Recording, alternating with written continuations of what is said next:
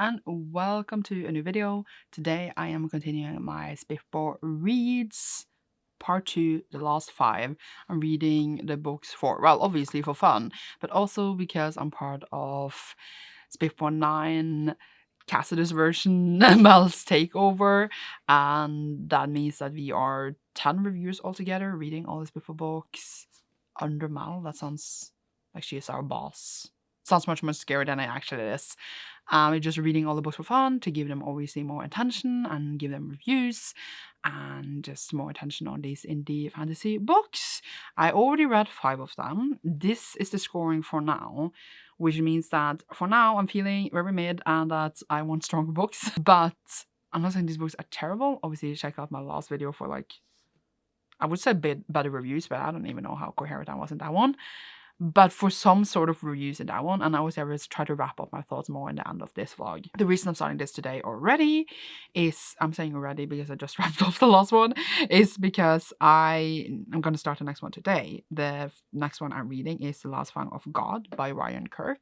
This is a short one. I think it's around 252 pages, and I don't know what it's about, but it has a wolf on the cover, and it seems very like, I'm looking here on my phone, it seems very like, I don't know why I'm getting like Forest Viking-y vibes. I might be completely off by that. I don't read synopsises, so I'm just going to read this. And you should see me all later today when I hopefully have finished it. Yay! Okay, yesterday I did finish The Last Fang of God. And it was like kind of a Viking story thing. I just picked up on the vibes. Either way. And this one follows a father and his daughter. The mother has passed away, of course. And it was like kind of very short. It's like 250 pages ish. I can't say sentence. And it's like the daughter's powers are awakening. So they need to go out on this journey to do this thing so that she won't die. And she has never known about her father's past. He is like used to be a kind of a warrior. He can use runes, which is kind of like the magic system in this world, and he's kept it a secret for her all her life. And now they're going out on this journey together to, well, make sure that she doesn't die of these powers and do this, I guess, sort of trial thing. And then it's just about their bond and like this journey and then meeting different difficulties on the way. I personally really enjoy this father and daughter relationship. We switch between their point of views, which I found was very interesting and a bit like, you know, maybe different than maybe other books where usually would have one of the point of views. I liked the writing. It was a bit like rough and you got into the mind space and emotions of these characters and how much they truly care for each other, even though he had kind of been lied to her all her life. I enjoyed their journey together and I enjoyed the book overall. Like it was okay, more okay than some of the others. I felt like at least we had like a plot and a journey and there's like someone after them, etc. But overall I just like felt like when we got to the finale, I wasn't like super stoked. It was just like, okay, now it's over, we did this, yay, like kinda. I'm not necessarily saying that it needs to be longer because the length was honestly fine, but maybe have more of like a punch, something to make me care more deeply about this story and these characters in the end. While like I enjoyed the setup, the writing was fine, the world was interesting, I still felt like it needed more to truly keep me there the whole ride. But it was still like a solid, interesting book that delivered for what it had. So like overall, like feeling fine about it. It was enjoyable. So feeling fine for that. And I am starting the next one today, which is also why I had to obviously after this vlog, because I had also forgotten that I had updated it. And the next one I'm reading is The Murder at Spindle Manor. I hope that's what it's called, because I forgot my phone over there. Is this a murder mystery kind of thing? Because it says so. And it is also a bit short, like 250 something pages. I'm interested to see what it will hold. Interested to see if it will be a murder at all. It seems very different, so let's see what this has for us. Okay, hello. Last night I did finish Murder at Spindle Manor. And this is literally what it says. It is a kind of murder mystery where we go to this manor house where, I was going to say, different people and creatures live. I don't know actually how many were creatures, but like it's hard to say, so not everyone was human. And then the murder happens and there's kind of like investigation as kind of feel. It's a bit like a Poirot mystery almost in a way. And then there's many characters there and then we question them, etc. And then their plot twist of who it really is, etc. So I'm not saying that I think that this book was bad. I'm not saying that any books are ever bad, almost. I'm just saying that I don't think I was in a headspace to read a mystery. They might fall a bit on me.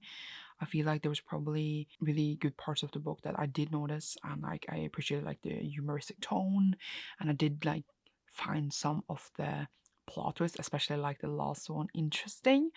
It was just something about it most actually feeling like a mystery book dressed up as a fantasy book, but it didn't really feel any fantasy at all. It was just thrown in some like supernatural slash magical stuff to like fall under the fantasy category.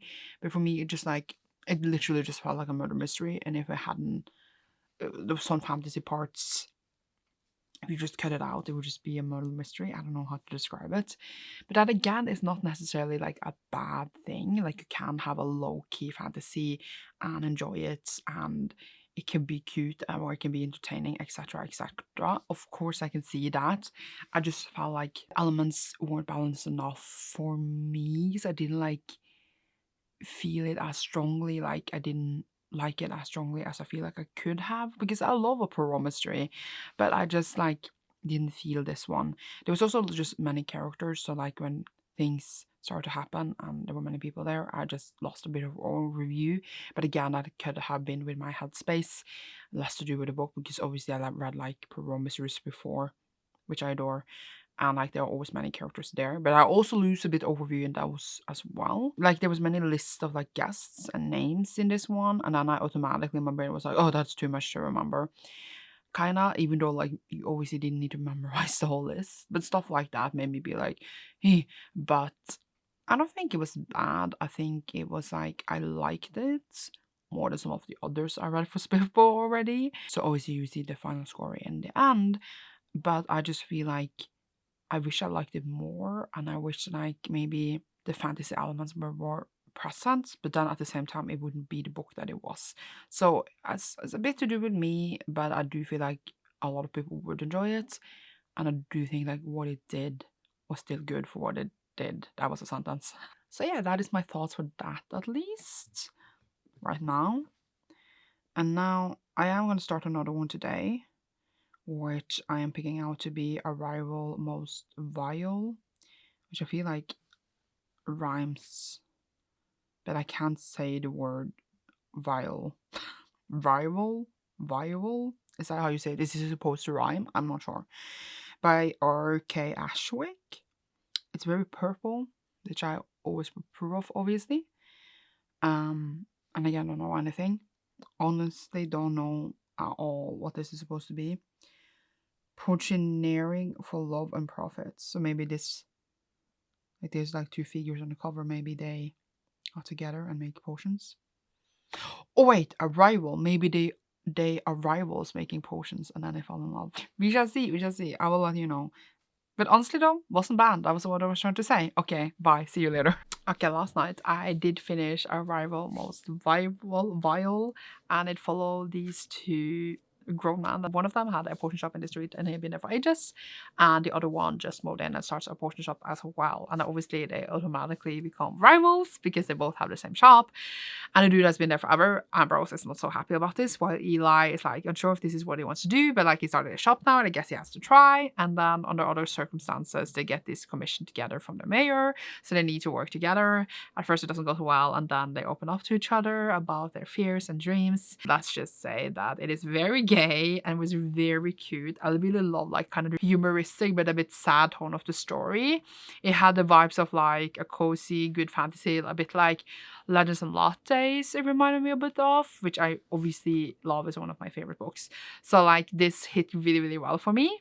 There was, however, my problems with it was that sometimes I felt like it didn't develop enough into some of the stuff I was talking about, and I felt like it was a bit like surface level on some of it, and then it was like part where I felt like I was missing something, like they talked about something serious that happened, but I didn't understand it, and I even went back like 2 times to read like what happened here, and I still didn't get it. It might just be me because I might just not pick up on some parts, but those parts bothered me because they were talking about some like huge thing that happened, and I still did not get it, and I even like read the pages over again, so I don't understand that. But like it's like kind of small complaints. Other than that, like the book really matched with me. The characters hit deep for me as well. I really cared for them. I thought it was just fun and cute, and I really like kind of low stake cozy fantasy that has become, I think, pretty popular like around Legend of Lotus and like cozy fantasy in general, which I love to see because I really do enjoy it. So honestly, I know already that this is going to rank really highly. So now I have like 3 I semi-enjoyed a lot, which is good stats out of 10, I would say. So it'll be exciting to see the final score in the end. But honestly, just if you want a queer cozy fantasy, you have it. So now I am gonna start my next one, which I'm hoping to finish today, but it is much longer. So that is Daughter of the Beast by E.C. Greaves. And I know that this is like one of the most anticipated of everyone. I heard good things. I think it's about this kid on the cover. I don't know more than that, but let's see what happens. I read like all of 2 pages already. I don't really have that much more to say, so I will let you know what I think. Hello. So last night I did finish Daughter of the Beast by E.C. Greaves. And this one follows a young girl who is from this village, and then she's taken. The village is being attacked, and she's taken a prisoner at first, but then she, by like these creatures / monsters that have a lot of power in this world, and then instead of like being killed or used as food, she's being raised by them and kind of becomes one of them and finds sisterhood and solace in it. Even though like obviously she has a human family and comes from a family, she becomes a part of this other new family. And then it's a lot about her learning to like be a part of this new community and like of monsters because they're not human. And it was interesting. I do find it probably to be a strong book. It's fascinating history. We have an interesting main character. I did imagine her like very young because on the cover I feel like she looks like a child, and she is the child, but then obviously she grows because time passes. And I just started talking about like making babies, etc., and I was like, she's just a baby. But obviously in fantasy a lot of times, even though they are still super young, they can now produce. That sounds really bad. But yeah, I think there was something about the writing in this book that didn't completely match with me. I did find it like not managing to hold my attention, even though it had like fascinating things happening. It's about like her learning, surviving, and like adjusting to this new world she's been thrown into. And I do find sometimes those things really fascinating. There's this character she meets in the beginning when certain things happens that I was very fascinated by. A lot of the other characters in the book were as well.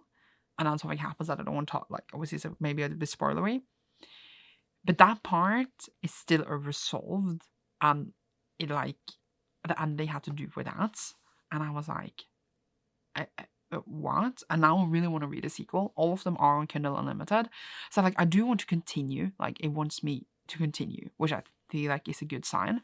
But I don't think the writing matched as well with me as I would like. As I said, I felt myself losing attention a bit. I felt myself not invested as much in the story that I feel like I would have thought was really cool. But then I was just like, yeah, let's get on with it, kind of. But I do think probably it is a strong book, but I just felt like okay by it. So like it would get like a mid rating, I think, even though I feel like it might deserve a higher one. It didn't like completely match with me. I also said on actually the synopsis, because I just checked it out because I want to see what it said so that like when I was going to describe the book I didn't spoil anything.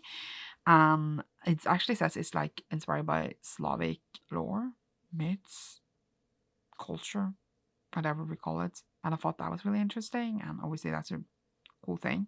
I don't know the background from the author, but yeah. I did like it. I didn't love it. But like it's stronger than a lot of the other ones I read for SPFBO. And that leaves me with one last book for this vlog, which I cannot get to right now because I need to do another little project, but I will get to it like in about a week. So you should see me then for the last book for this vlog, which is The Last Ranger.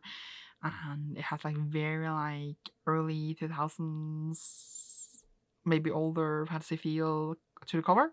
I really hope I like it. It looks really cool. It's either that or I'm gonna be bored to that, who knows. And I'm very excited, so you should see me then. Hello, so last night I did finish the last SPFBO finalist, which was The Last Ranger by GDL Russell. So this one follows a young girl, I'm peeking over to remember her name, Lane, and she is a ranger, and she needs to go out on this quest into, I was gonna say, the forest to revenge herself. We also get like flashbacks throughout the whole book of like how she grew up and like what happened because her mother passed away when she was young, and then she wants to like get revenge, and then we see how she grew up a bit, etc. What to say about this book? I didn't really love it that much, but I found, oh god, I just dropped something on the floor. I found it at the same time a bit compelling. So like I enjoyed following this journey. I liked being in the forest. I liked how a main character cared about the ones around her. I liked because there was stuff inside of her that she had hidden for a long time and now was coming out. So I liked her coming to terms with that, and just how she met on others and how she had to come to terms with herself. The writing was very easy, and it was like an easy thing to just chill in. But I do also think that the story could have more work because it felt very, I don't know exactly how to describe it, but a bit, I felt very distant from the main character, I guess, sometimes, where I wanted to get deeper. I was gonna say deeper inside of her, but I just felt that we could have gone deeper. I felt not as complex as I would like it to. Emotionally and plot-wise and world-wise, I was looking for more, but it doesn't mean I didn't have a good time. I didn't enjoy myself. I just felt a bit flat about everything because like while I was enjoying what I was reading, I also, what to say? What is the right word for it? Like surface level, a bit like, let's go here, we're doing this, It wasn't, I almost going to compare it a bit to a middle grade, but not really, because a middle grade maybe is more whimsical often and more humoristic, and this was not. But yeah, but I liked it okay. I liked it more than some of these others, and I would like continue because I would see the rest of the journey for this main character, and then maybe find more of the complexity I like, maybe. I wanted to kind of go just more all in, I guess, and for me the story was just, it was a cool journey story, but not more than that, if you know what I mean. But I also did, before starting to film this clip, fix my final scoring for the SPFBO finalists this year. As you might see, Master of the Void did get a upgrade because I was looking at how I enjoyed Master of the Void. I was looking at how I enjoy Master of the Void compared to Daughter of the Beast, which apparently comes second place together with Murder at Spindle Manor. And I was like, well, I obviously like that so much more than those, so I felt it was weird if it was only going to be a 6 like it was in the end of the last vlog. So I took it up a lot, and I felt like the scoring I gave it now is more accurate compared to the others. Hills of Heather and Bone and Arrival Most Survival shares first place. They got exactly the same score. I feel like it is the right score. I feel like it makes sense that they enjoy them both the same amount, because I really, really liked a lot of the parts in it. It was very cute. Both were cute, romantic, but I just honestly just liked the way I was sitting and how I really, really was there with the characters. There was like small parts of me in both of them that made me knock over completely, so that's why I feel like 7.8 is good. Most of the what we just talked about, I think 7 is good compared to the others and the one underneath. Out of the Beast, Manor of Middle Manor, felt fine about. I don't say they're bad, I just didn't care as much as I would like to. Last Fang of God was okay, fine adventure. 5.6 feels fine, and then Last Ranger, as you can see, is there. Colorless is there. I actually was surprised that Call was so far below because I feel like I enjoyed it more. But then I just edited like my review of Quest and I was just remembered how I actually felt with reading it, and I was like, oh. Well, 5.2 is fine then. Week Wire Watch, if it had that better middle, it would have gotten higher, and if all the others had made more sense, it would have gotten higher for me. But this is the rating I ended up with. I felt like all the scores are very, very low. But honestly, there was parts in all of them I did enjoy, and I did obviously have a good time reading through all of them. But the ones I would recommend the ones most is obviously top 3, I would say, because they are obviously the ones with the scoring that has a big difference from the others. But it was still a good time. I still had a good time thinking back on these. I like to read stuff for stuff, and yeah. So again, check out the reviews for the others on Mel's Takeover. I will leave a link down below. And yeah, that is what I got to say. Let's hope that one of the top 3 of mine wins. That's what I'm hoping for. And you should see me soon in a new video. Thank you so much for watching. Leave a bow emoji down below if you enjoyed this, because last winter, bow, yeah, if it exists. And you should see me soon in a new one. Thank you so much for watching. And thank you so much, Jamal, for having me a part of this.